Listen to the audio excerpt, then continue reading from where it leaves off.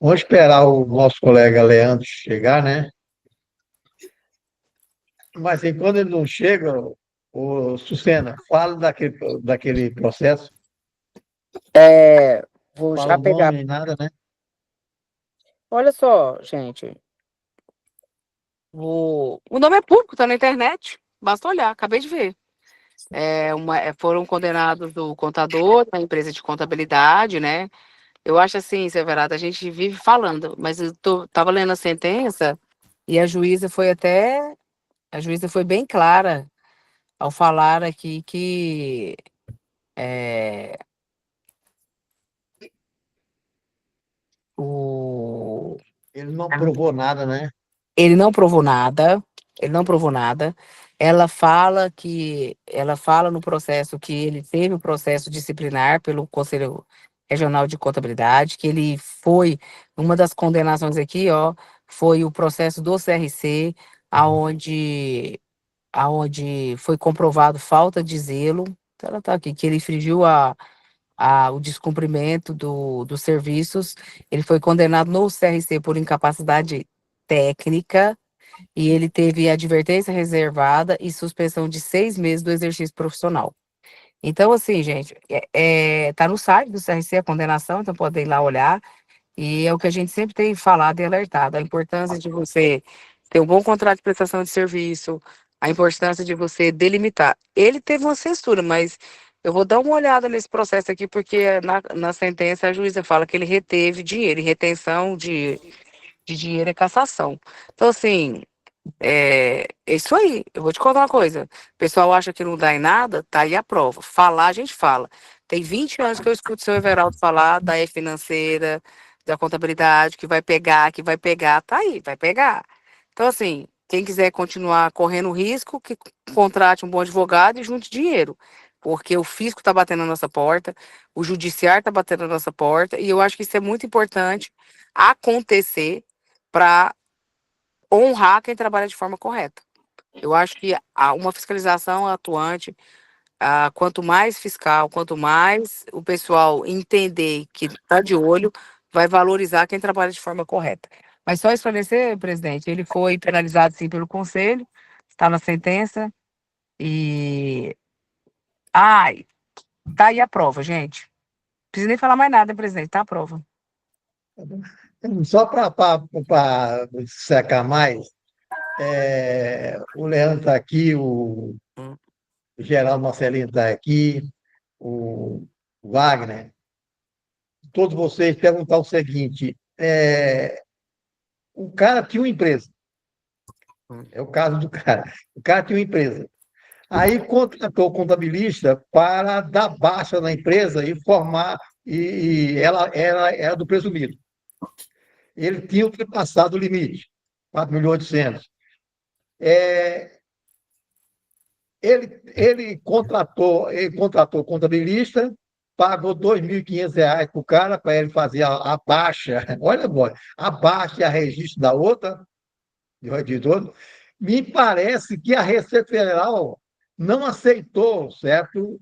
A, a- não aceitou a nova empresa como nacional e tributou ela como presumido.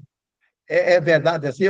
Se eu tenho uma firma do presumido e ultrapassou o limite, se eu der baixa na empresa, eu estou engarrachado com o nome dela? Wagner, você sabe? Oi, Veraldo, é o seguinte, eu já tive umas situações aqui, o cara chega para baixar uma empresa. Já foi no descontador e alguém fez, mas chegou para me baixar a empresa, é uma empresa que estava inativa, porém, eu fui buscar para trás a situação dela, tinha emissão de nota. Para me baixar uma empresa aqui no meu escritório, está com problema inativo lá no CNPJ. Eu tenho que buscar os dados tudinho nos anos anteriores, se ela teve movimentação lá de 2019 para cá, se comprou, se vendeu. Tem muita situação que o cara chega e já baixa a empresa, pode baixar, mas só que o problema vem depois. Mas o caso dele foi o seguinte: ele tinha uma empresa, o cara tinha uma empresa e ultrapassou o limite. Aí ele falou assim: ó, vai lá e dá baixa nela e cria uma do nacional. Ele vai atrás do passado dele, né? Everaldo, tem que ver a situação, se o cara baixou a empresa, se ofereceu a tributação todinha, né? Mas Não, ele não eu acho que o ele, Leandro é melhor ele pediu, o que ele pediu no processo, ele pediu para baixar a empresa, porque ela tinha ultrapassado o limite. Ela está no presumido, certo? Aí se meteu ele queria formar uma nacional, começar do zero. Não pode, pode. O Geraldo Marcelino, pode me responder isso? Não, no momento eu não respondo, não vou dar quando responder, não. Mas tem um pouco de lógica, Veraldo. Seguinte, olha, porque Ué. se o cara está numa empresa, ela ultrapassou, ele baixa, ela constitui outra a mesma pessoa, aí há suspeita de irregularidade, né? Que ele vai atrás de pessoa física. É? Ele é a pessoa física que tinha uma empresa, certo, que tinha ultrapassado o limite, certo? Eu sei, ele Dá tinha uma empresa. continuidade. Hã? Me parece que está continuidade na vida dele. Não, porque veja bem, eu tenho uma empresa, aí ela ultrapassa o limite. Estou no presumido. Aí eu baixo aquela empresa, constitui outra, existe indício que eu estou fraudando. É lógico que tem que existe. Exato. Agora, O que legalmente, aconteceu com na o cara foi legislação, isso. na E legislação eu não vou A responder. Receita Federal, Geraldo, não aceitou. Certo, eu concordo. Aí ela foi tributada por presumido. Aí o cara entrou com ação contra o cara, certo? Porque aí ela começou a vida dela já no presumido, certo? E o que adiantou ele dar baixa na outra? Ele deveria, agora, ele enganou o cliente, pegou o dinheiro, certo, para R$ 2.500 para dar baixa na empresa e registrar outra, ele não poderia ter pego. Ele deveria ter falado para o cliente, ó, você não pode fazer isso, certo? Pronto. Geraldo, tem que ver a situação aí, se essa empresa o empresário só quer fazer rolo. Ele chega com aquela Ué. bagunça toda e quer que baixe a empresa. Às vezes o cara não ofereceu a tributação toda, entendeu?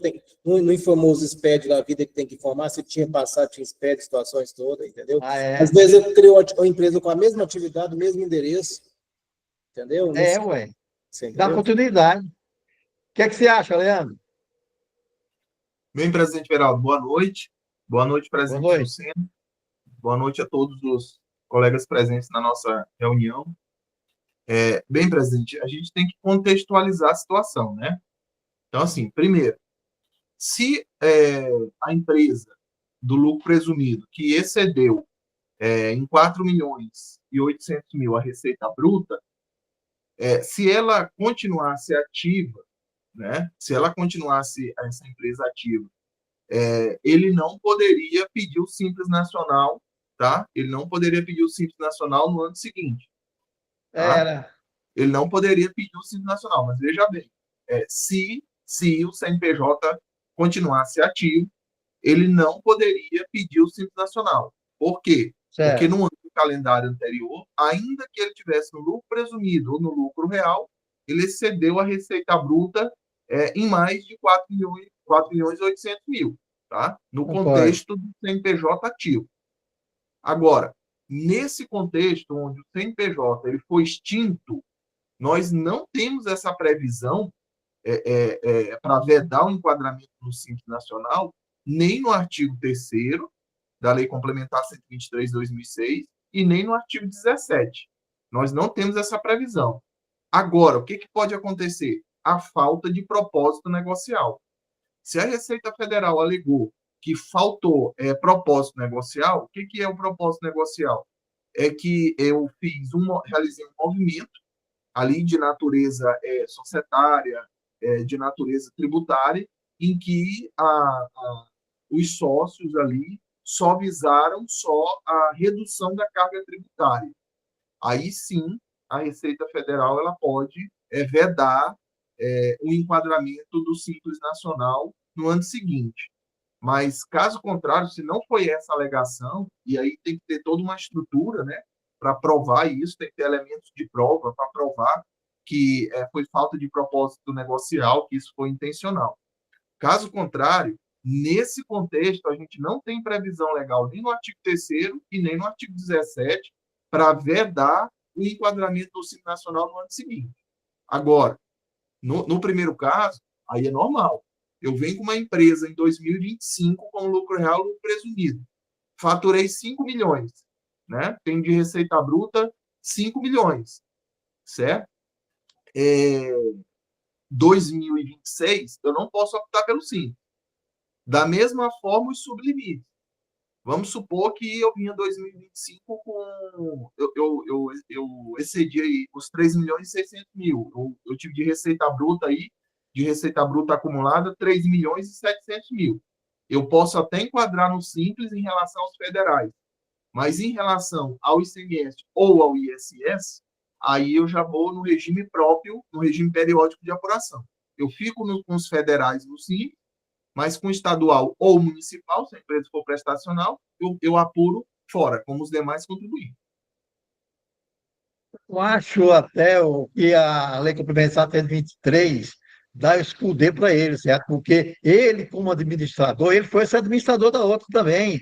Ele, como administrador, não pode fazer parte, certo? Com mais de 50% da empresa, certo? Então, legalmente, parece que a Receita Federal tosou ele dentro da legalidade do artigo 120, da Lei Complementar 123, viu? Agora tem que... Essa autuação aconteceu agora em 2025? Não, o que aconteceu, que ele estava no presumido, e ele estava no presumido, e pediu para o contabilista dar baixa da empresa do presumido, porque tinha ultrapassado o limite, e fizesse uma firma do Simples Nacional de imediato, certo? Aí eles pegaram ele, a Receita dela não aceitou. Tem que verificar todo o contexto, né, presidente? É como eu falei. Aí tem que verificar qual foi o artigo que ele foi qualificado. A Receita Federal Parece que foi o qualificou artigo 17, certo? Não pode, porque ele, como administrador, não pode fazer parte de outra empresa. Ele deu baixa na empresa e registrou outra já. Não, pois E mas pior aí... que no mesmo local. Não, mas aí veja bem. Sucessão legal. Não, aí é como eu estou falando, tem que ver o contexto. A questão de É. administrador ou equiparado, eu tenho que ter duas empresas ativas. Eu não posso ter uma extinta e uma ativa. Aí é para duas empresas ativas. Mas se eu pegar a receita dele do ano passado, certo? Ele ultrapassou o limite, ué, como administrador dela. Eu acho que a Mas Receita Federal estava certa. Tá? Eu acho que a Receita Federal estava correta. A única coisa que ele fez, ele colocou 2.500 e o juiz condenou ele a pagar 18 mil para o empresário. O empresário chegou e ainda pegou 18 mil dele do cara, do condenação. Isso aí que é absurdo, né? Agora, ele errou. Ele não poderia fazer? Não. Certo? Então, pronto, certo? Aí deu imposto para a pessoa pagar, a Receita Federal não aceitou ele ser no Simples Nacional e ele foi no presumido de novo, certo? Aí não adiantou nada, né? Aí o empresário chegou e entrou com ação contra ele e o juiz condenou ele. Tá? Alguém mais quer falar sobre esse assunto? Não, né? Leandro, fala outra coisa aí que quer. Então, presidente, até aproveitando esse tema, estou fazendo um acréscimo. Já existe manifestações da Receita Federal nesse sentido, mas para o microempreendedor individual, né? Nesse contexto. Quando o microempreendedor individual ali está próximo, não é nem o caso de exceder a receita bruta, mas, por exemplo, quando extingue o microempreendedor individual e você constitui uma outra empresa, e aí pode ser um outro meio, ou até mesmo uma SLU, uma sociedade empresária, uma simples, esse faturamento do MEI que foi extinto, ele vai contar, ele vai somar com a primeira emissão de nota fiscal, com o primeiro faturamento da empresa. Então, aí, o que a Receita quis dizer? Olha, não adiantou extinguir a empresa, não adiantou extinguir o microempreendedor. Se você extinguir o microempreendedor, aquele faturamento, aquela receita bruta que ele teve, não se apaga junto com a extinção dele. Mas aí é uma manifestação para o microempreendedor individual, né? E também, nessa mesma linha, já o posicionamento também de somar o faturamento do MEI, ali aqueles faturamentos que foram da receita da atividade do MEI, com documento fiscal ou sem documento fiscal, somada à prestação, por exemplo, ao oferimento de rendimento dele como autônomo. Tá? Então, ou seja, a administração tributária está nos dizendo o seguinte: olha, você vai somar, você vai englobar o faturamento do MEI com ou sem documento fiscal, com o oferimento de rendimento dele como autônomo, né, como contribuinte individual, como autônomo. Nesse ponto, a gente já tem manifestação da Receita Federal nesse sentido. Então, por exemplo, na declaração anual do microempreendedor individual, a gente não pode botar o faturamento só do que foi emitido por nota e sem nota. Se ele, atividade, se ele estiver oferindo rendimento com outras atividades, e nem precisa ser relacionada com a atividade dele do CNPJ, por exemplo, se ele estiver ali locando imóveis residenciais, por exemplo, na pessoa física dele, vai somar com o faturamento lá no meio. Isso aí nós já temos manifestação já da Receita. Nós somos do meio, né? Mas eu acho que a lei, a 123 está bem clara. Eu acho, né? Depois você acha aí alguma coisa, Fábio. O que mais, Leandro? Alguém quer falar mais aí, ô Tucena? Quer falar alguma coisa mais, Tucena? Saiu? Saiu, né? Alguém mais quer falar alguma coisa? Geraldo, tem alguma notícia para dar, Geraldo? Eu tenho Tem pauta. não, cara. Eu tenho Tem pauta. não. Então, fala a sua pergunta, Wagner. Seguinte, eu estou com um cliente aqui, ele tem duas chácaras, no valor total na declaração de renda dele, 700 mil as duas chácaras, uma de 400 e outra de 300. E ele me ligou essa semana que está negociando, mas antes queria ver a questão se compensa ou não. Ele está vendendo ela por 2.400, ele queria ver qual que seria o ganho de capital. Como é que seria a melhor forma de tributar isso aí? Para ele, não, ele está vendendo por 2.400 o valor de venda, e está declarado 700 mil. 1.700.000 é o valor do lucro dele, no caso lá, mas só que ele está pegando um apartamento do valor de 700 mil, você entendeu? Vai ficar 1 milhão. Mas se não dá para fazer a troca de bem, no caso, eu queria uma luz para os colegas aí a respeito desse assunto. Primeiro passo, Wagner, verificar quando ele comprou isso. Tem uns 5 anos atrás, mais ou menos. 5 anos só, né? Ela está por 700 mil e vendeu por 2.400.000. Ô, Ronan, É tem alguma imóvel coisa para rural. falar aí, É Ronan? imóvel rural que tem um NIF. O Abrão é bom nisso aí, ó. Abrão.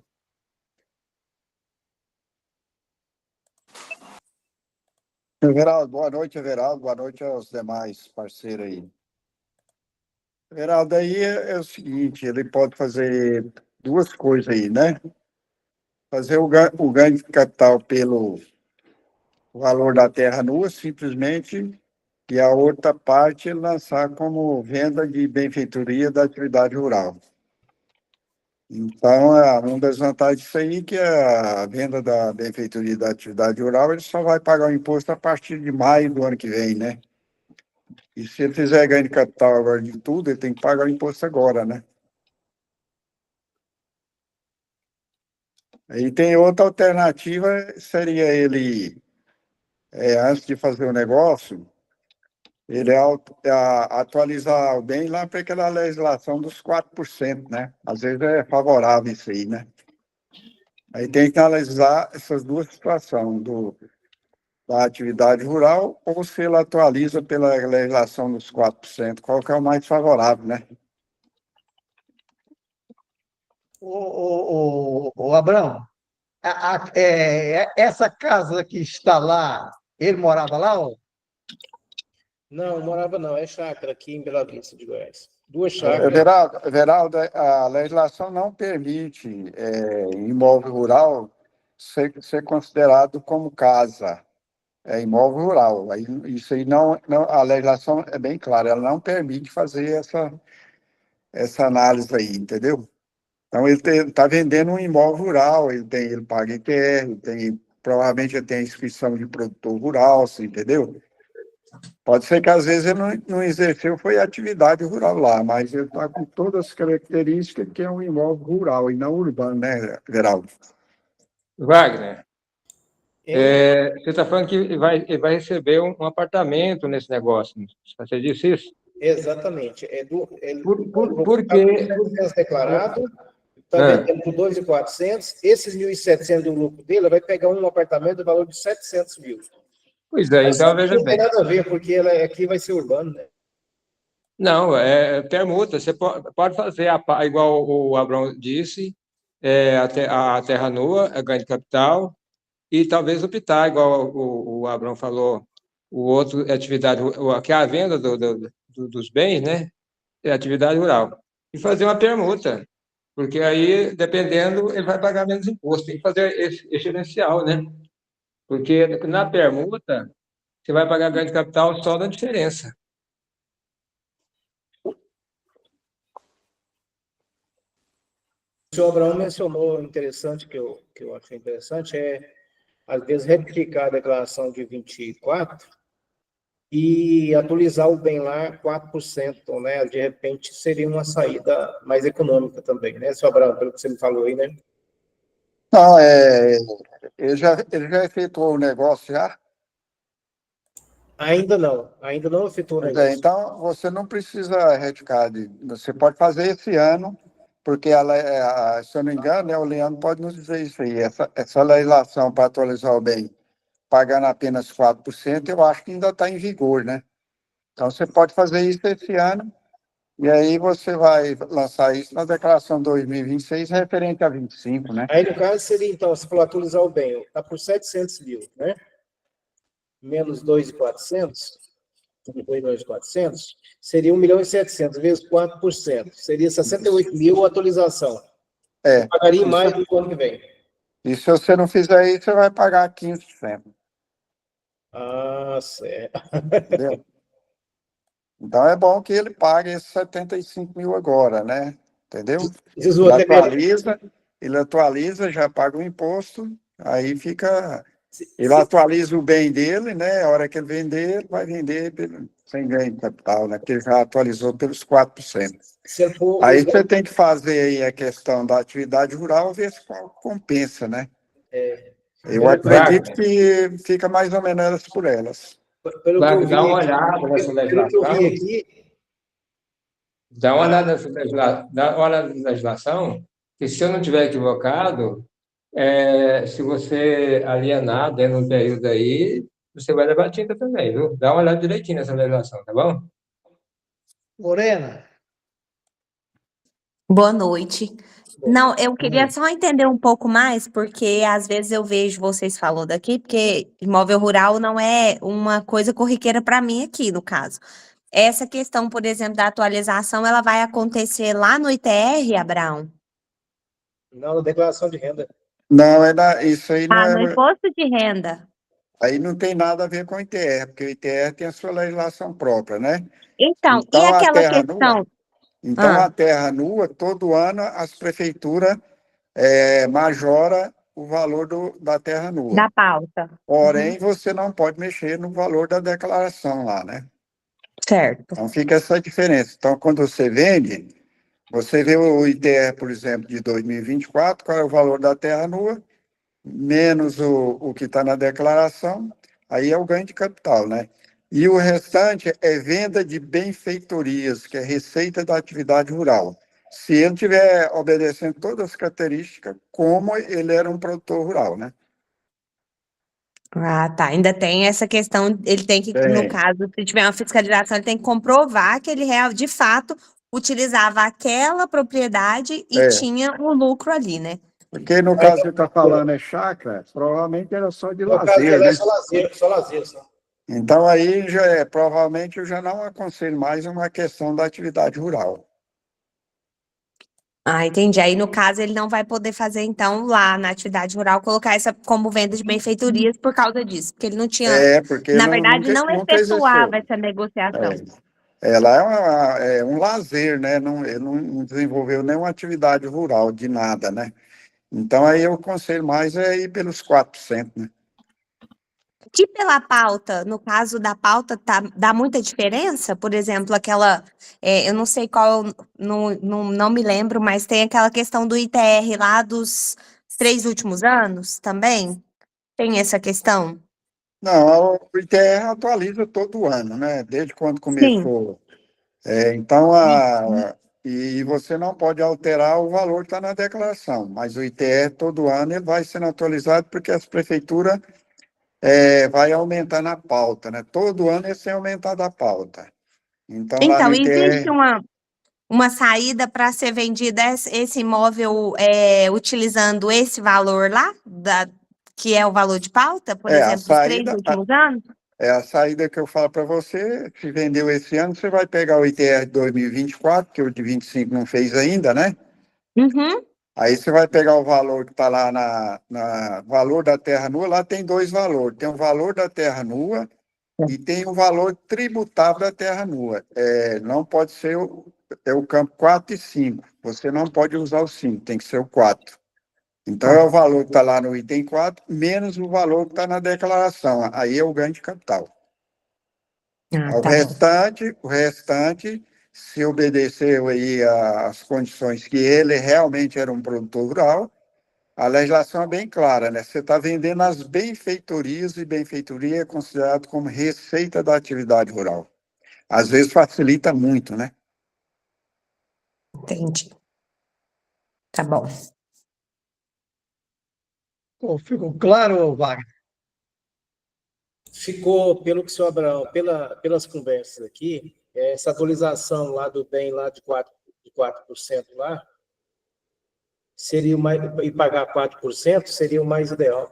Esse 4%, senhor Abraão, é sobre a diferença, né? Como é que seria isso? Sobre a diferença, você vai passar a variação patrimonial dele, você vai passar de 700 mil para 2 milhões e 400, né? Exatamente. Então, você vai pagar esses 400 sobre a Eu diferença. lembro que na declaração desse ano de 20, que nós fizemos agora, a Receita lá na declaração atualizou bem e tal, ela fez essa pergunta para quase toda declaração, ela fez essa pergunta. Eles estão fazendo, mas você vai fazer isso aí só na declaração de 25, que vai entregar em 26, né? Certo. Você não mexe na de 24. Correto. Porque se você fizer lá em 24, aí você pode fazer, mas pagar juro e multa, né? Pelo atraso. Certo. Se você fizer, por exemplo, em dezembro, ele teria o prazo para pagar até o final de janeiro de 2025, né? Isso não aconteceu, né? Uhum. Aí, se você fizer agora, vai ter que pagar juro e multa. Não, então agora ele vai vender Abraão. bem e trabalhar com esse dinheiro ano que vem, que vai movimentar essa Exatamente. Você informação. atualiza esse ano, né? Certo. Abraão. Como o Geraldo falou aí, ó, mas esse 4% aí é sobre a diferença do que está da declaração para a Porque avaliação, pagar 4%. Será que é isso mesmo? exatamente. Quer ver? Veja aí com o Leandro aí. Só a minha dúvida é se essa lei ainda está prevalecendo para 25. Eu acho que Me está. parece que ela não está prevalecendo para 2025, não, viu? 2025 Esses deputados é o seguinte, é o menino fez uma lei uma vez, certo? Só para vender o terreno dele, baixou um decreto, certo? Olha, o valor do IPTU é esse aqui, certo?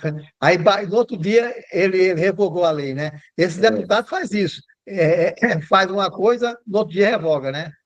porque se fizeram isso aí é mais para efeito de arrecadação, porque isso aí não interessou ninguém fazer isso, né? A não ser nesse caso aí, por exemplo, que a pessoa está Ué. vendendo, aí pode usar esse benefício. Aí eu não sei se ela está em vigor. Aí vem com o Fábio e com o doutor Leandro aí para ver se ela está prevalecendo para 2025, né?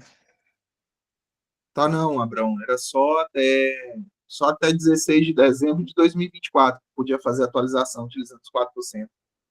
Então, Wagner ferrou aí, né? Wagner. Mas eu não posso retificar a declaração lá e fazer essa atualização? Você pode, você paga juro e multa, né? Sobre os 68 mil lá, né? De repente é mais Mas compensador. é compensador, né, cara? Às vezes não é compensa, porque 15%, você, em vez de pagar 70 e poucos mil, 15% você vai pagar quase 300. Você vai o Hilux ou um carrinho popular, né? Tá certo. Fiquei satisfeito Com as respostas, Everaldo. Tá ok. Alguma coisa mais, pessoal? Presidente, Alguma coisa mais? presidente, Você tem aí?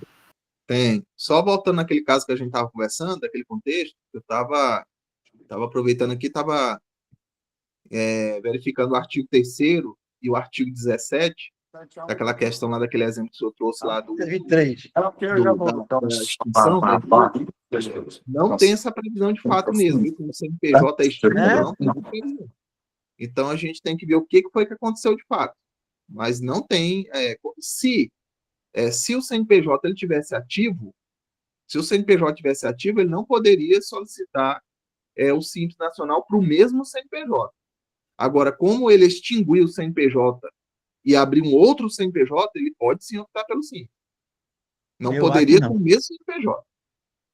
Agora, a gente tem que observar qual artigo foi qualificado, qual o contexto, todo o contexto, né? Para a gente poder... Mas o artigo 17, ele tentou ludibriar o fisco, certo? Está lá no artigo, começa que inciso 9, causou embaraço, né? causou embaraço. Everaldo, Ah, sobre esse assunto aí é o seguinte: o Código Tributário do Estado de Goiás, ele fala o seguinte: se você encerra uma empresa e abre outra empresa no mesmo endereço, com a mesma atividade, a empresa nova ela é solidária a todos a responsabilidade sucessão tributária legal. da empresa anterior.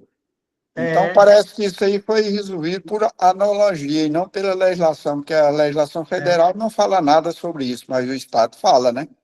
é, Eu acho que você conhece essa questão aí, né? é. Mas aí é Então, aquela essa aí, questão.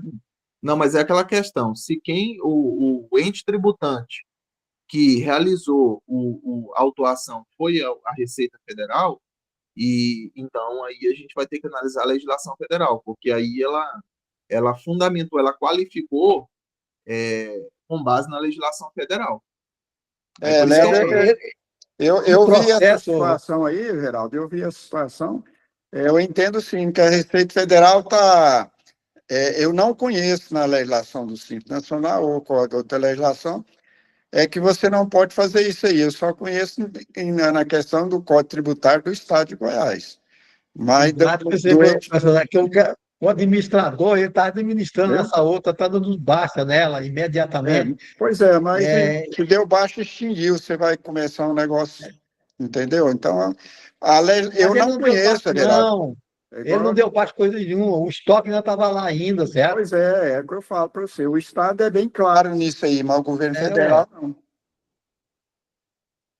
Não, a gente O tem que aconteceu é que a Receita Federal, né, a Receita Federal não aceitou o Simples Nacional, certo? Por ele tentar ludibriar certa receita. tem um artigo 29, Everaldo, que ele trata sobre embaraço à fiscalização, né? Ué. Caracterizado aí pela negativa de falta de exibição de livro, de documento, de questões de estoque. Aí sim, lá no artigo 29 tem essa questão.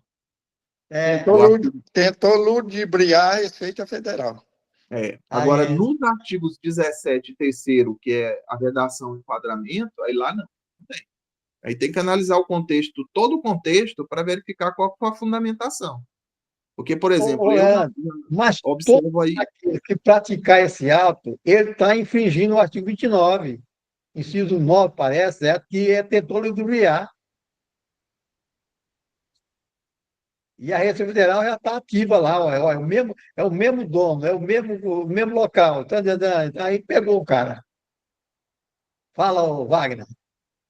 O Leandro bateu numa tecla aí que eu mencionei lá. De repente, o cara baixou a empresa sem dar sequência certinho nas obrigações acessórias que tinha que ser entregue, Exato. questão do estoque. Por isso, na hora de baixar a empresa, você tem que ter essas situações tudinho claro para poder baixar a empresa. De repente, ele deixou de entregar alguma obrigação acessória, a Receita freou lá por causa dessa situação. Exatamente. Mas ó, como é que o Wagner, como é que a pessoa baixa a empresa e mesmo local começa outra empresa do Simples Nacional. É quase ilógico, né? E é o mesmo dono. Exatamente, Everaldo, exatamente. Tem que ver, igual o Leandro falou, tem que ver, pegar o checklist certinho da Baixa, se seguiu tudo, na prefeitura, na Receita, se tinha algum exceder para entregar, se foi desenquadrado, tinha as obrigações, tinha ECF, tinha tudo. Às vezes foi freado em função disso aí, de obrigações acessórias. Não, e outro detalhe também, viu, Wagner? Quando eu falo assim, quando eu falo que a gente tem que analisar o contexto, porque, por exemplo, no que eu me refiro? Vou dar só um exemplo aqui. Normalmente, quando uma empresa está encerrando as atividades dela, ele tem que liquidar o estoque, né? Então, o que acontece? Normalmente, quando eu liquido o estoque, normalmente, às vezes, é até abaixo do valor do custo de aquisição. Só para liquidar o estoque ali, encerrar o estoque para poder extinguir a empresa, né? Efetuar a tributação ali. Então, esse também é um quesito, porque veja bem, se essa empresa ela já estava com débito, por exemplo, já tinha débitos lá, débitos federais. E aí o que ocorre? Ela baixou a empresa, fez a liquidação, um exemplo só, né? Liquidou o estoque. Liquidou o estoque com preço abaixo do valor de mercado e abaixo do custo de aquisição. Aí, e ela já tinha débitos federais. Aí tá. Aí fica caracterizado o embaraço da fiscalização e a falta de propósito negocial. Mas, assim, isso aí é um exemplo que eu estou dando. Mas aí tem fundo de estoque, que isso aí pode ter sido uma dissimulação, né? O fundo de estoque não foi transmitido para ninguém, não foi transmitido para o sócio, não foi transmitido para outra empresa, não houve emissão de documento fiscal. Então, assim, tem que verificar todo o contexto e a fundamentação da Receita Federal. Assim, ela não permitiu simples, tudo bem, mas com base em qual fundamento? Qual foi a construção disso? Qual foi a alegação do ente, do ente federal, do ente tributário? A gente tem que observar para verificar e até analisar também as fraquezas dessa fundamentação, as fragilidades dessa fundamentação. Então, eu poderia aqui citar umas 10 situações que levariam à mesma situação, mas a gente tem que ver a construção dessa fundamentação.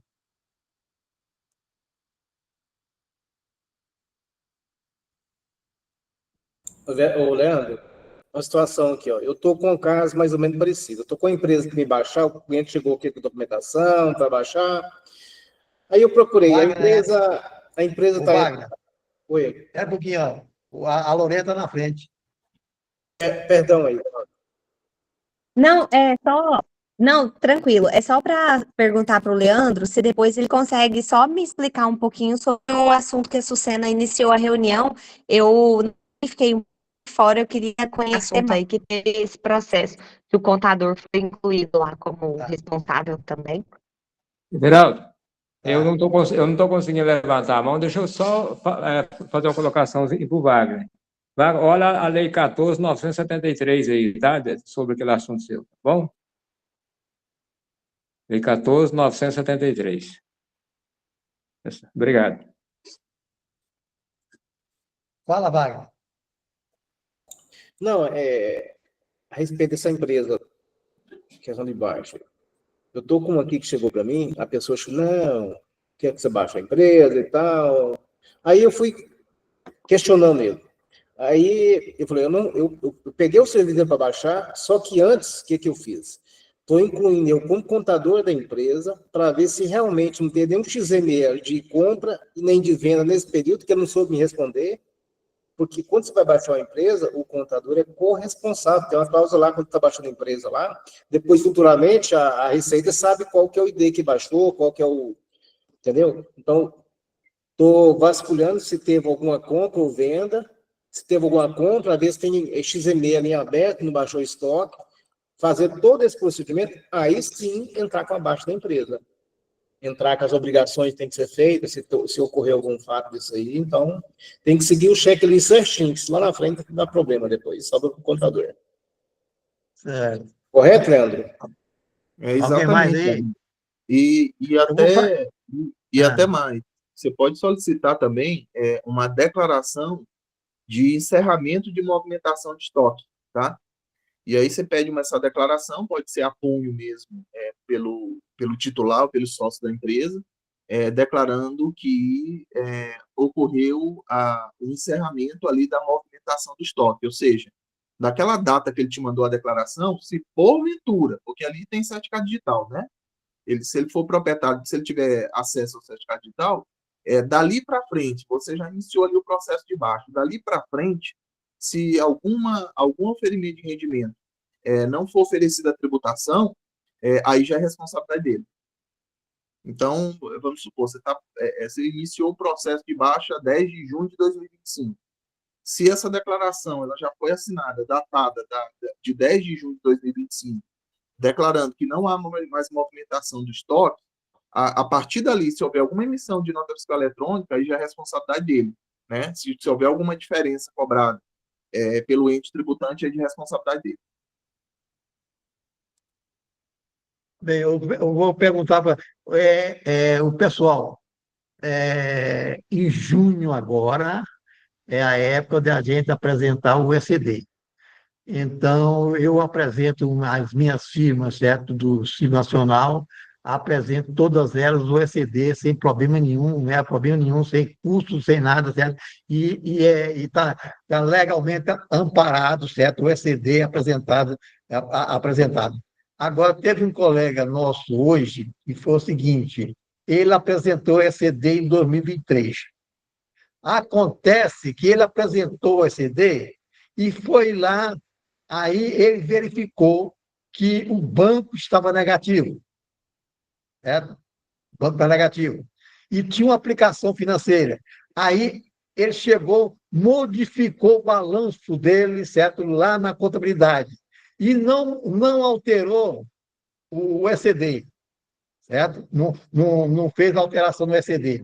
Aí, quando ele foi apresentar o ECD agora, ele foi lá, o ECD, pegar o ECD anterior, ele foi lá e pegou o banco dele lá. E eu fiquei a noite todinha pensando, mas o que aconteceu? O que aconteceu, gente? Aí eu voltei de novo hoje cedo, certo? Aí eu fui atrás dele. Então, me mostra o ECD que você apresentou no passado.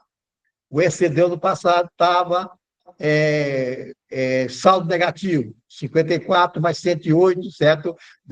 E tinha 254. A diferença do 108 para 254 dá exatamente 245 mil, certo? Então, você modificou esse balanço, essa escritura, você modificou essa escritura depois que você apresentou o SD? Nem modifiquei isso não, Geraldo. E eu fui até que ele falou para mim, ó, realmente eu modifiquei, certo? Então, não adianta, certo, a gente tentar enganar o SCD, que ele está rigorosamente correto. Se a gente fazer as coisas certinhas, então você pode fazer o quê?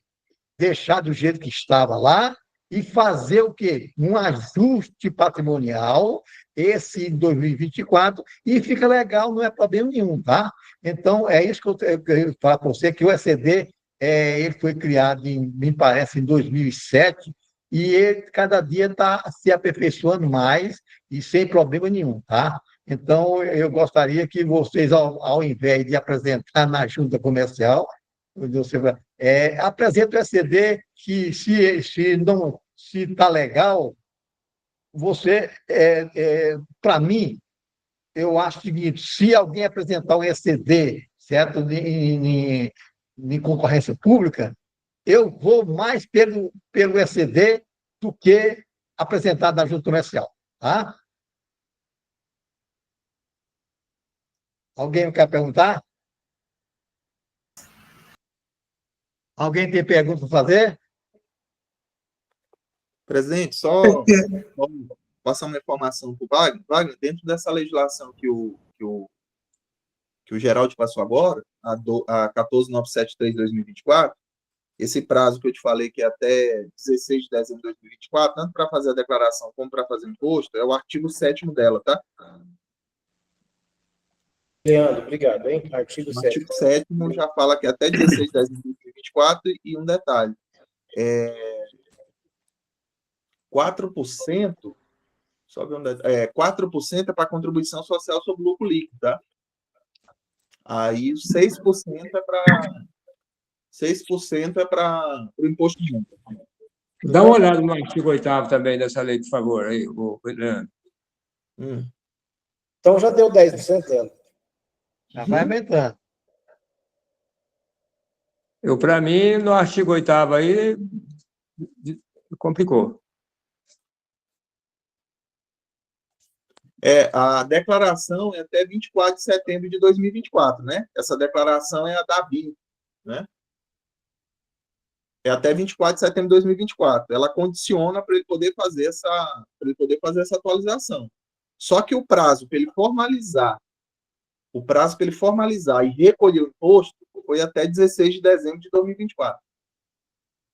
Então passou da hora. Formalizar, aí não pode mais formalizar, né? Não Aí pode mais pode alterar. não poder mais. Será, ô Wagner? Você não vai poder alterar a sua declaração do ano passado. Aí o cara vai ter que pagar mais imposto, tem que fazer um planejamento diferente para ele. Jogar no Carnê-Leão lá no ganho de capital, ver o que dá. Essa da BIM é uma espécie de GCAP, de ganho de capital. Você vai colocar lá a identificação do declarante, a identificação dos bens objeto da opção. Como é que chama a declaração, Leandro? Da BIM. Da BIM. É uma espécie de GCAP. Você vai colocar as informações do declarante, identificação dos bens objeto da opção, o valor do bem imóvel constante da última declaração dele do exercício 2024, ano calendário 2023. Mas Leandro, ele já não pode usar ela mais, não, vai? Mas já não pode, porque para ele formalizar e recolher o imposto, só até 16 de dezembro de 2024. Não dá mais. E mexer com marimbondo.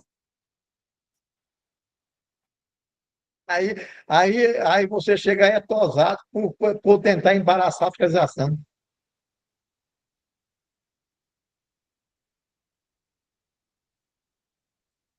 Hein, Wagner? Aí você não vai cair nessa, não, né? Você tentou embaraçar e aí o cara chega dentro de você. Aí fica bonito, né? Wagner, quantos hectares é essa chácara aí? Lá não dá nem 2 alqueiros as duas. Sei. Só sobrou aí para você arriscar aí a atividade rural, né? Aí não aconselho, não. Ele não exerce essa atividade nenhuma lá, né? Vai chiar no ganho de capital. 280 mil reais. 700 para 2 milhões dá quanto? 1.400, né? 1.300, né? 15% de 1.300 dá quanto? 260 mil. Não, mas 1.700.000. Ele ganhou dinheiro demais, pô. Vai Porque, não, cara. Wagner, o cadastro dele de produtor rural na Cefaz, que atividade que ele pôs lá? Ixi, eu tenho que dar uma olhada sobre. Você pôs como pequenos animais, tudo bem, hortaliças, coisas. Agora, se põe bovino, complica, né? Porque um pedaço de terra desse aí, para bovino, é meio 2 alqueires não dá nem né? para a vaca comer. Abraão, eu não vou aceitar isso, não. A minha é 11 hectares e eu sou produtor rural. Eu crio gado. Sei, mas o cara que tem 100 alqueires, ele cria 1.000. Eu tenho só 2 alqueires, eu crio 10. Eu sou produtor rural. Por que não? Aí tem que ver, assim, conforme foi essa atividade lá para ficar assim, mais real, essa atividade dele tem que estar mais ou menos compatível com a quantidade de hectare, né? Você não vai plantar soja em 2 alqueires e pouco, não tem jeito. Não vou plantar soja, mas vou criar gado. Eu crio gado lá e vendo gado. Eu tenho prova que eu vendo gado. Eu vendo só 11 hectares. Aí você tem que olhar se ele tem nota de compra de gado, você tem venda de gado, você tem nota de venda de leite, você tem nota de venda de fruta, de hortaliça, não tem, é lazer. Piscina, empresa, tem tudo lá. Aí arriscado. Você planta lá, Geraldo? Você planta cana, planta capim? Não, capim eu plantei. Eu formei minhas terras todinhas. Então eu crio gado. Eu sou produtor rural, sim. É pequeno porte. Pois é. Você cria o gado confinado. Não, é solto aí. Mas como que não posso ser produtor rural? Lá só cabe 10 criação, então ela está direto lá produzindo.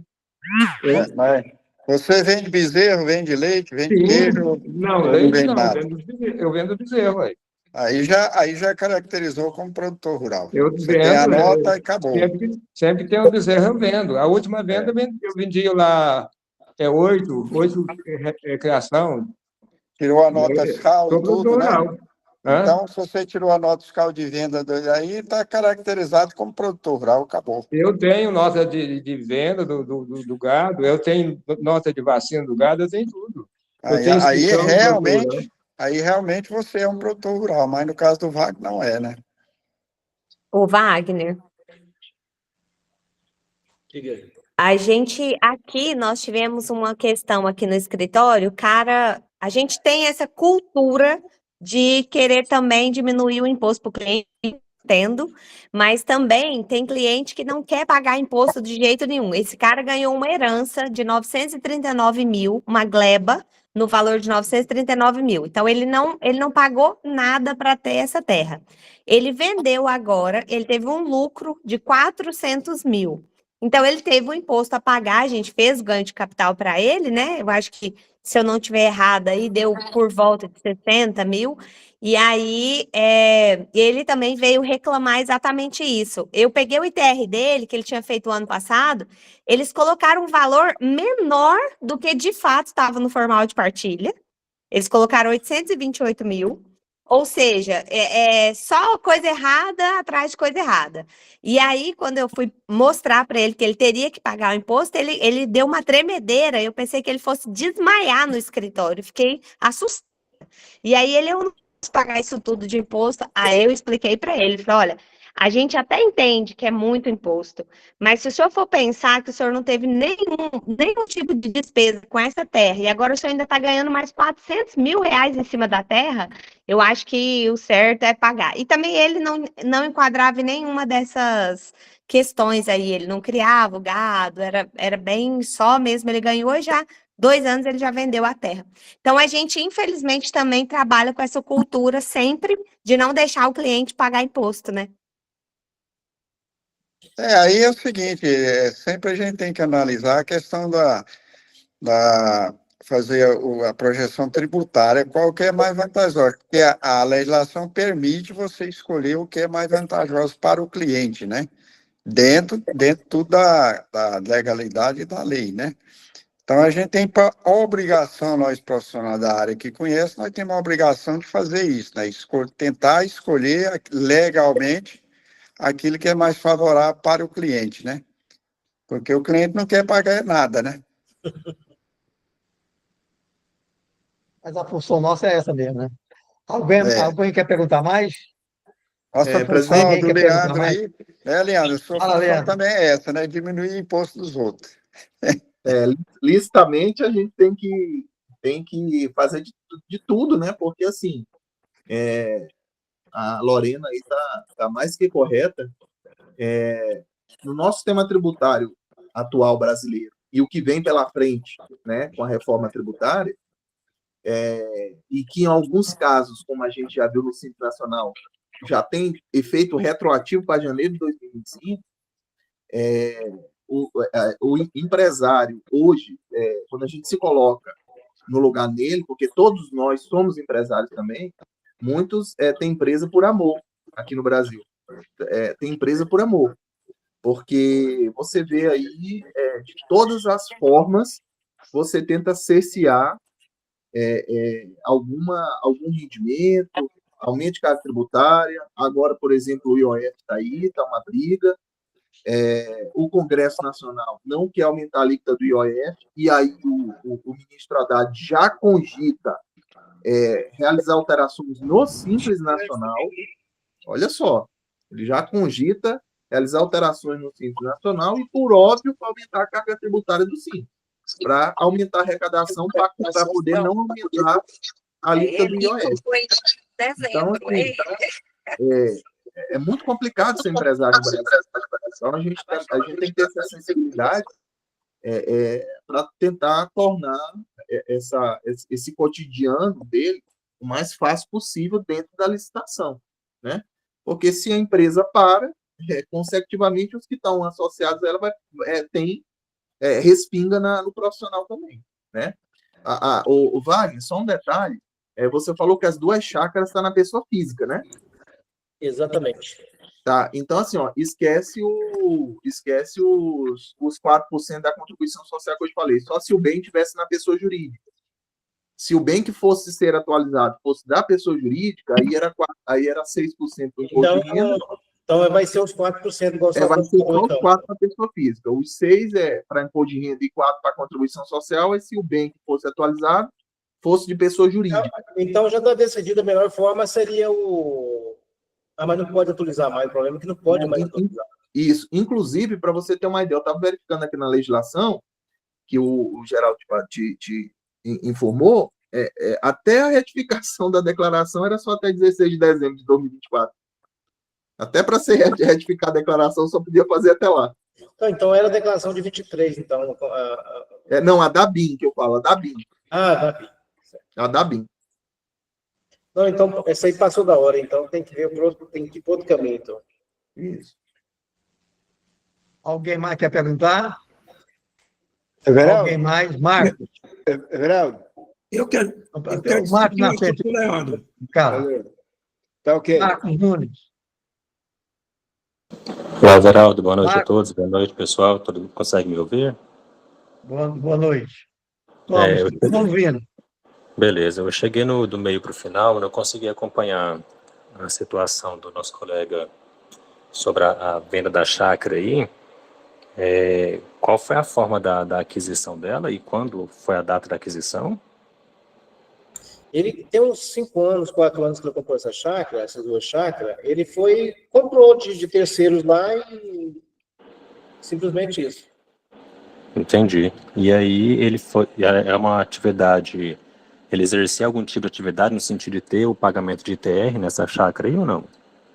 Ele pagou o imposto lá, tem que dar uma verificada direitinho. Tem os NIF das duas chácaras. Entendi.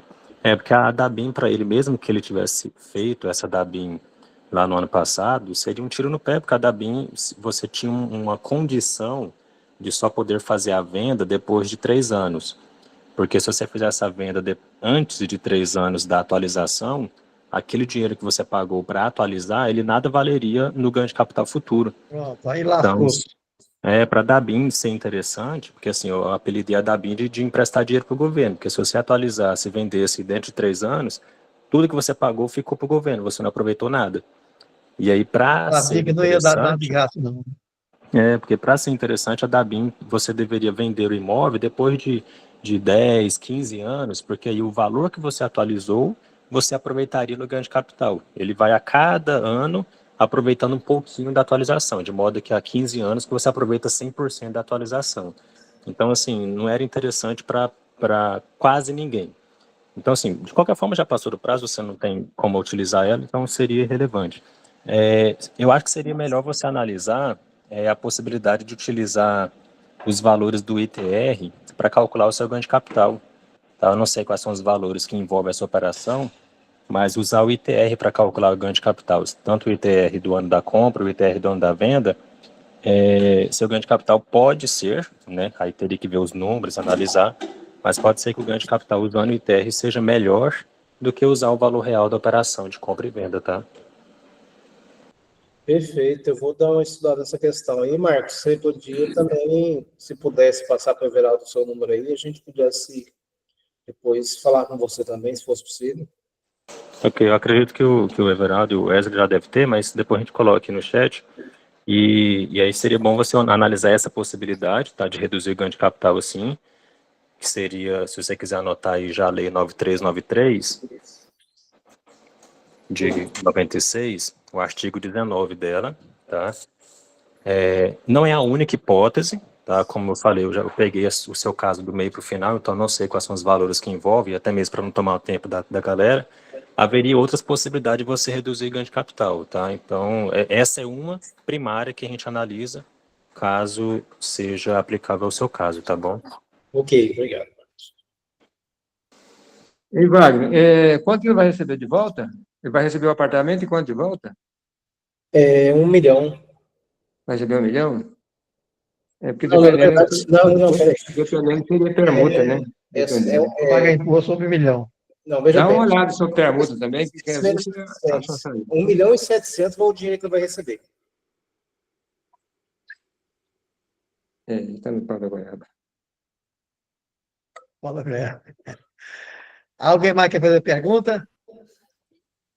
Alguém mais quer fazer pergunta? Eu quero, Everaldo. Oi, Fala. está me ouvindo? Estamos. Boa noite, Everaldo. Boa noite, demais colegas. Eu tenho um assunto para discutir com o Leandro. Pode falar. Opa, pode falar, Elon. Tudo bem, Leandro? Boa Tudo. noite. Boa noite. É o seguinte, uma empresa, um cliente meu, eles constituíram uma empresa com 4 sócios. Porém, agora, 3 sócios retiraram da sociedade, eles constituíram outras empresas e transferiram as cotas para a empresa seguinte. Porém, eles continuam administrando, eles continuam como administrador. E a distribuição de lucro está sendo feita na pessoa física deles. Aí minha dúvida é essa, eu fico um pé adiante ou atrás, é o seguinte, porque lá no REINF, a distribuição de lucro para pessoa física e pessoa jurídica. Não está sendo depositado para pessoa jurídica, está depositado na pessoa física deles, que eles continuam como administrador da empresa que eles saíram. Está no contrato, eles como administrador. Como é que fica essa distribuição de lucro? Na pessoa física ou na pessoa jurídica? Bem, veja bem, houve o distrato retirando eles da Sim, sociedade? eles fizeram alteração contratual, saindo da sociedade, eles criaram outra empresa, cada um criou uma empresa e transferiu a cota para a empresa. Só que eles ficaram como administrador da empresa, da qual eles eram sócios. Está no contrato. Tá, só para me entender, eles eram constantes no quadro societário de uma empresa, houve a retirada deles, eles Sim. passaram a ser sócios de outra empresa, de outro CNPJ?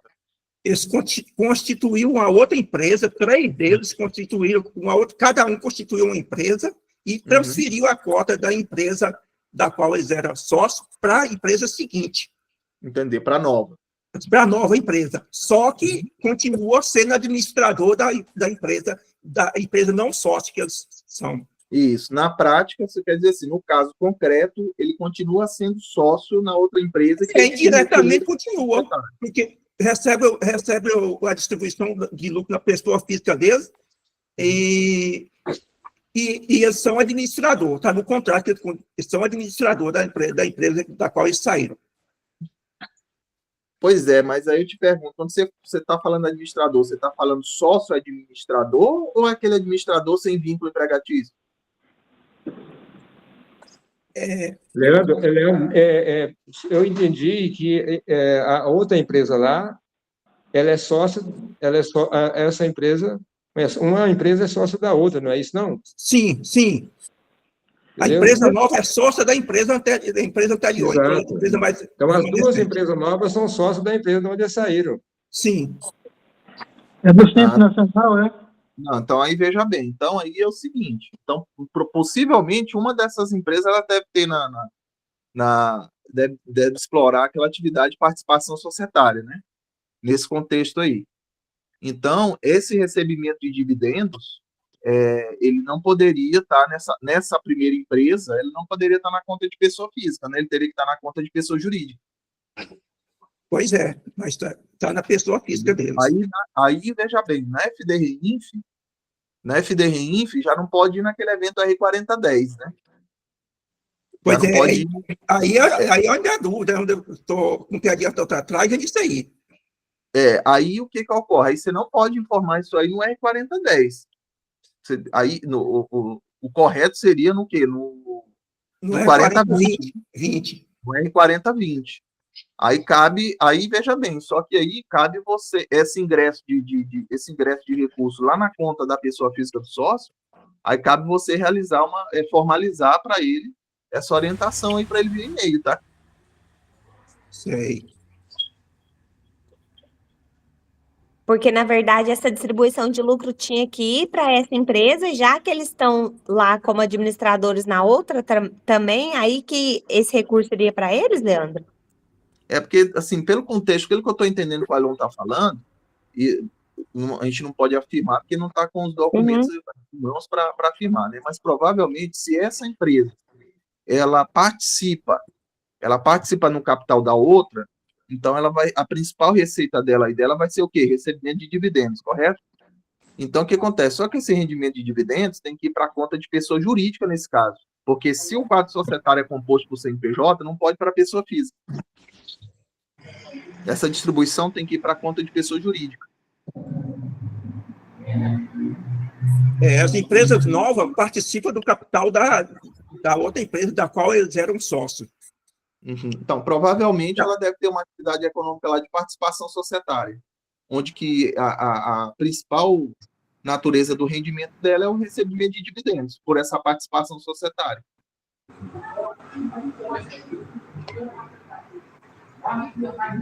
Aí você não pode informar isso no 4010. Aí, o correto seria no 4020, só que você informou que esse dinheiro está indo para o administrador pessoa física, né? Isso, está indo para a pessoa física. Então não está certo. Então não está certo. Você tem que formalizar essa orientação para eles que esse ingresso de recurso tem que ser canalizado para a conta de pessoa jurídica.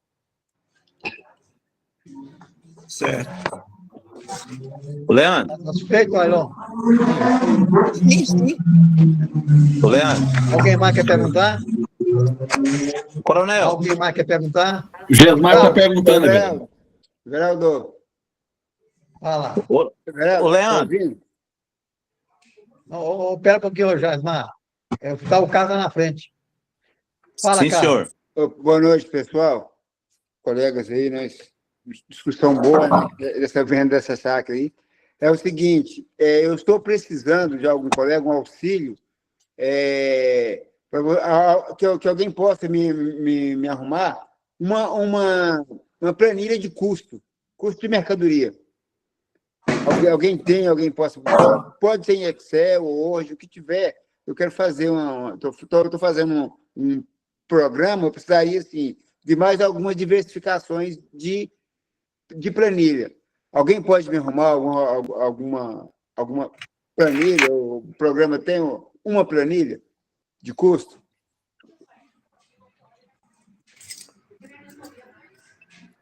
Carlos, eu poderia te arrumar isso aí, mas eu estou saindo de viagem amanhã e só volto dia 18. Dia 19 em diante eu posso te auxiliar nisso aí. Mas eu precisava dela para amanhã. Alguém pode me arrumar? Então eu vou sair amanhã de madrugada. Vou sair amanhã de madrugada. Não, tudo bem, mas tranquilo, eu te agradeço, né? Aí vê os coleguinhas se alguém pode me arrumar uma planilha dessa.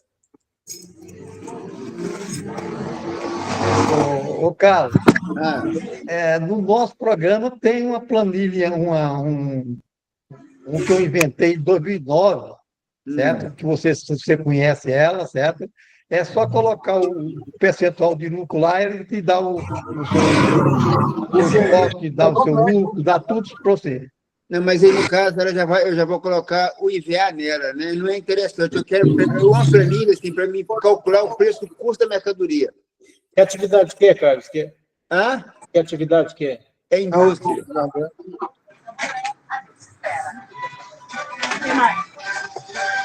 Sei. Tá difícil, viu? Porque se você não coloca, se você não tem uma base, certo? Para você não, a base fazer eu acho que eu tenho. Seria uma nomenclatura, né? Eu tenho um produto, eu vou tirar o ICMS, vou tirar o IPI que veio, vou tirar as despesas, eu quero achar o preço do custo. Mas é um padrão, se alguém tem um padrão, né? Carlos, eu vou procurar para você. Alguém pode ajudar nosso colega aí?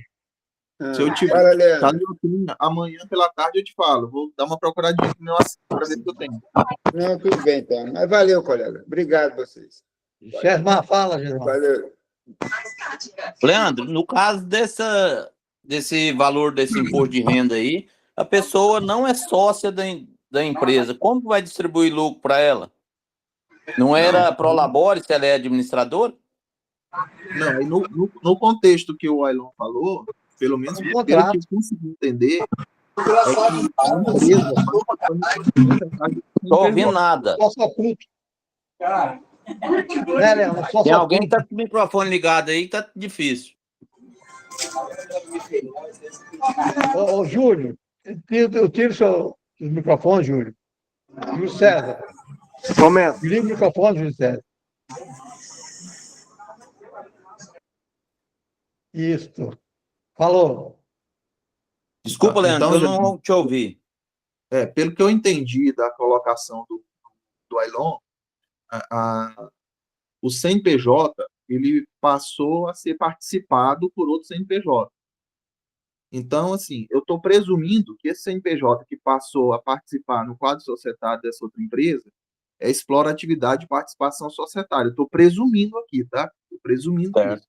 Então, se ele participa, as empresas que exploram essa atividade de participação societária, a principal receita delas é o quê? É a distribuição de dividendos. Então, essa distribuição de dividendos vem primeiro para a conta bancária PJ dessa participante, desse quadro societário. Aí, depois, essa participante vai fazer a distribuição de lucros para a pessoa física dela, para o sócio dela. Mas, no primeiro momento, como a principal receita dela seria essa da participação societária, ela recebe a distribuição de dividendos, então não pode ir para a conta de pessoa física, tem para jurídica. Aí depois, no segundo momento, depois que eles fecharam o exercício, fecharam toda a apuração deles, aí eles distribuem lucros para quem? Para esses sócios dessa empresa que participa no capital dessa outra, que é participante do capital da outra. Então são dois momentos. Ok, mas pelo que ele falou, está distribuindo para os ex-sócios como pessoa física na pessoa jurídica, que não tem nada a ver com a pessoa física. Por isso que dá problema para ele lá no FDRI. Porque o que pode ser feito como administrador é pro labore, correto? Justamente por isso que eu falei para ele. Por isso que eu falei aqui. O correto seria informar essa distribuição de lucro no R4020, que é PJ para PJ. Mas só que esse dinheiro, esse ingresso de recursos está sendo canalizado para a conta de pessoa física. Aí fica aquela questão, ele não pode ir lá no R4010 e informar isso, está totalmente equivocado, não pode fazer. Aí ele tem que, mas para isso, ele tem que consertar o envio do recurso. Para ele começar a enviar também lá no R4020 de maneira adequada, ele tem que corrigir a questão, o caso concreto. Ou seja, formalizar para os responsáveis que esse dinheiro ele tem que ingressar primeiro para a conta de pessoa jurídica do participante. E isso eu estou presumindo aqui que ele está explorando uma atividade de participação societária. Ok, pela história que ele contou é essa, né? Mas é aquela questão, né? Sem documento não dá para a gente gravar nada, né? Se analisar a conta, não tem como. Aqui a gente está só vislumbrando a situação. Alguém mais quer perguntar? Alguém mais quer perguntar alguma coisa? Presidente, só compartilhar aqui uma questão que eu achei interessante.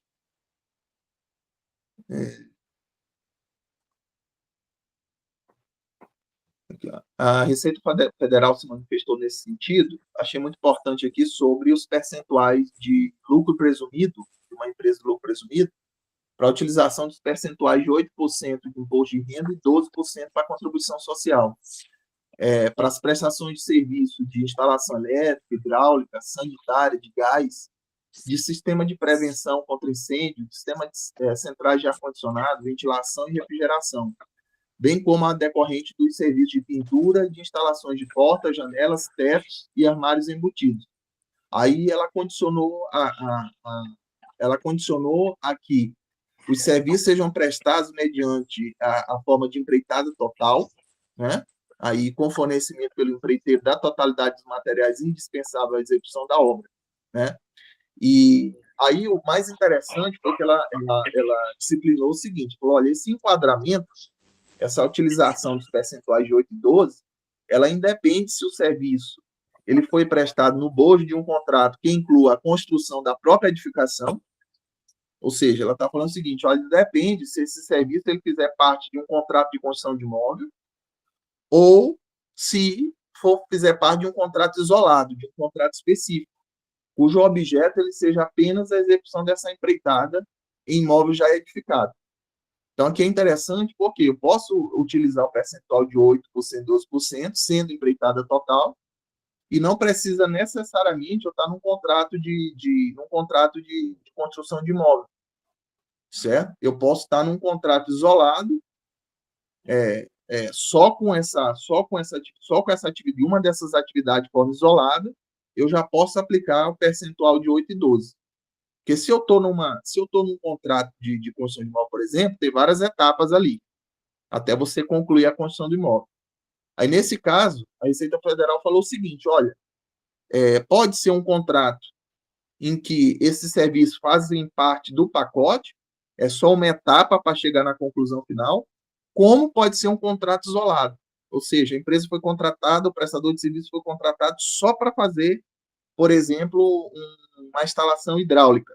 Foi só para isso, mas foi na modalidade de empreitada total. Foi. Então, eu posso reduzir 8 e 12.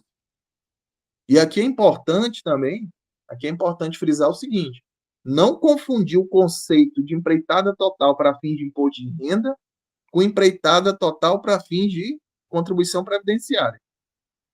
Não pode confundir. Porque aqui no imposto de renda, a empreitada total, basta que você forneça todos os materiais inerentes à obra e seja incorporada a ela.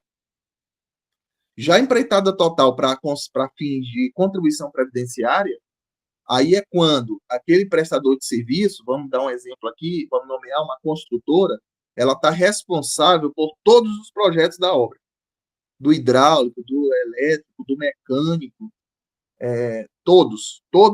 Aí enquadra no conceito de empreitada total. Então, só tomar cuidado para não confundir uma questão com outra e, porventura, esquecer da retenção do INSS se for obrigado, né?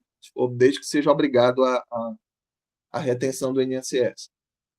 Um outro detalhe também, por exemplo, que eu achei importante, terça passada a gente falou que foi liberado o programa gerador de declaração da DCTF, né? Para a realização da entrega do imposto de renda e da contribuição social referente ao quarto trimestre de 2024, para as empresas que optaram pagar o imposto de renda e a contribuição social parcelada. Só que a Receita liberou o programa, mas não liberou a transmissão. Agora já está liberada a transmissão. Então, para quem lá no quarto trimestre de 2024 optou por pagar o imposto de renda e a contribuição social do quarto trimestre, em janeiro, fevereiro e março de 2025, já pode confessar esses pagamentos nessa declaração. E lembrando que essa declaração que é a DCTF não é a DCTF Web, é a antiga DCTF, é a convencional, é a que baixa no programa. Então, você pode informar as parcelas lá na DCTF convencional, e o prazo máximo é até 31 de julho de 2025. Outra. Sim. Aí Alguém mais quer perguntar para o nosso colega Leandro? Só mais um detalhe, presidente. Eu acho que o Ronan não está aqui, né? O Ronan, eu não vi o Ronan hoje aí. Não. É que ele tinha falado na reunião passada de um cliente dele ali que estava trabalhando com distribuição de energia elétrica. Eu ia até fazer alguns questionamentos para ele hoje. Eu comecei a dar uma verificadinha. Tem uma classificação econômica de distribuição de energia elétrica. Eu tinha falado para ele que eu estava atendendo para o prestacional e não para o mercantil, né? Aí eu só queria verificar com ele o modelo de negócio do cliente dele. Porque, por exemplo, nessa classificação econômica aqui, de distribuição de energia elétrica, nesse modelo de negócio, a empresa ela funciona como um operador de sistema de distribuição de energia elétrica. E aqui vai ser prestacional. Tanto é que está ligado ao subitem 3.04 da lista de serviços. Agora tem que ver o seguinte: se no modelo de negócio dele, se o modelo de negócio do cliente dele é diferente desse de operação de sistema, de arrendamento, de locação, de equipamento, né? Porque aí ele locando equipamento para permitindo o uso, né? Solicitando permissão de uso, para essa energia chegar até lá, ainda que seja com placa solar, aí ele vai estar aqui como prestacional. Agora, se for diferente disso, né? Se o cliente dele for um produtor independente de energia, aí sai desse contexto prestacional, aí vai para o contexto mercantil. Mas aí a gente teria que consultar alguns dados com ele. Na verdade, sim, teria que saber o modelo de negócio do cliente a fundo para saber se ele enquadra como prestacional ou se ele enquadra como mercantil. Mas se for nesse modelo aqui, é prestacional, que acaba que ele não chega a comercializar energia, né? Ele não chega a revender energia. Na verdade, aqui ele é um operador do sistema de distribuição de energia elétrica. Beleza. Alguém mais quer perguntar para o nosso colega? Alguém mais quer perguntar? Alguém mais quer perguntar? Então, pessoal, até terça-feira, se Deus quiser, tá? Boa noite, colegas. Até terça. Obrigado. Boa noite. Boa Boa noite. noite. Coronel, um abraço. Boa noite. Tchau.